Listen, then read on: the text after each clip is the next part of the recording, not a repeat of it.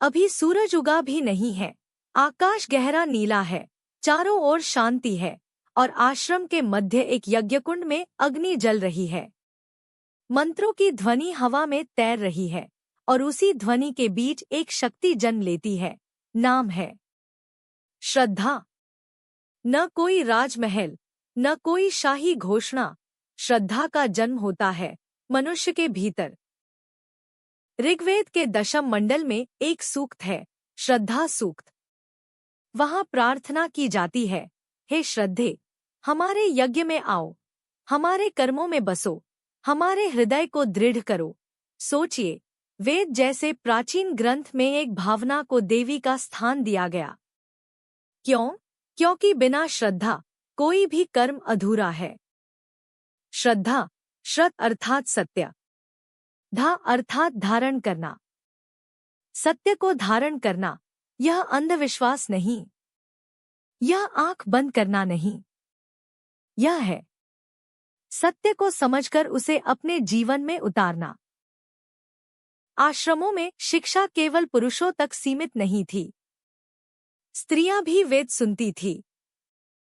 वे प्रश्न करती थी, तर्क करती थीं, मनन करती थीं और कभी-कभी वे स्वयं मंत्र द्रष्टा बनती थी।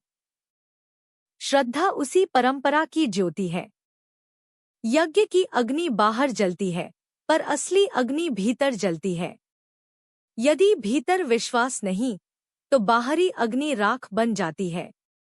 इसलिए ऋषियों ने कहा, पहले हृदय में श्रद्धा जगाओ। कल्पना कीजिए, सूखा पड़ा है, आकाश से वर्षा नहीं हो रही, लोगों का विश्वास डगमगाने लगता है। तभी श्रद्धा कहती है, समय कठिन है, पर विश्वास मत छोड़ो, कर्म करते रहो। यही है सच्ची वीरता, भीतर से मजबूत रहना। समय बदला और आधुनिक युग में जयशंकर प्रसाद ने कामायनी लिखी। प्रलय के बाद मनु अकेले थे, निराश, टूटे हुए। तभी आती है श्रद्धा। वह कहती है, जीवन फिर खिलेगा। मनु, सब नष्ट हो गया। श्रद्धा, जब तक विश्वास है, कुछ भी नष्ट नहीं। कामायनी में श्रद्धा केवल स्त्री नहीं, वह आशा है, वह जीवन की पुनर्रचना है। कामायनी में इड़ा बुद्धि है, श्रद्धा भाव है। जीवन तब संतुलित होता है जब भाव और बुद्धि साथ चलें। श्रद्धा तलवार नहीं उठाती, पर टूटे मन को उठा देती है। वह युद्ध नहीं करती, पर निराशा पर विजय पा लेती है। जब मन स्थिर हो, जब कर्म शुद्ध हो, जब लक्ष्य स्पष्ट हो, तब समझो श्रद्धा जाग चुकी है। आज की भारतीय बेटी, तुम्हारी सबसे बड़ी शक्ति तुम्हारा आत्मविश्वास है। वेद ने उसी आत्मविश्वास को नाम दिया, श्रद्धा। परीक्षा कठिन है, डर मत। संघर्ष बड़ा है, रुक मत। जब तक भीतर श्रद्धा है, तुम अजेय हो।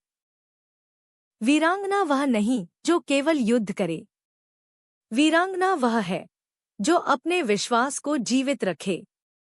ऋग्वेद की श्रद्धा, कामायनी की श्रद्धा और आज की नारी की श्रद्धा, तीनों एक ही शक्ति हैं।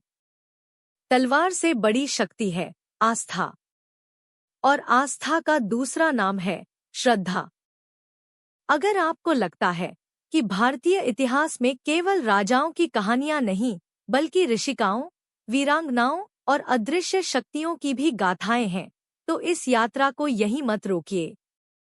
श्रद्धा की तरह अपने भीतर विश्वास जगाइए और इस चैनल को सब्सक्राइब करें, ताकि हम साथ मिलकर भूली हुई भारतीय वीरांगनाओं की आवाज दुनिया तक पहुंचा सकें।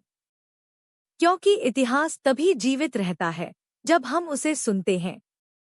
और अगली कहानी शायद आपके दिल को छू जाए। सब्सक्राइब नाउ और जुड़िए इस आध्यात्मिक यात्रा से।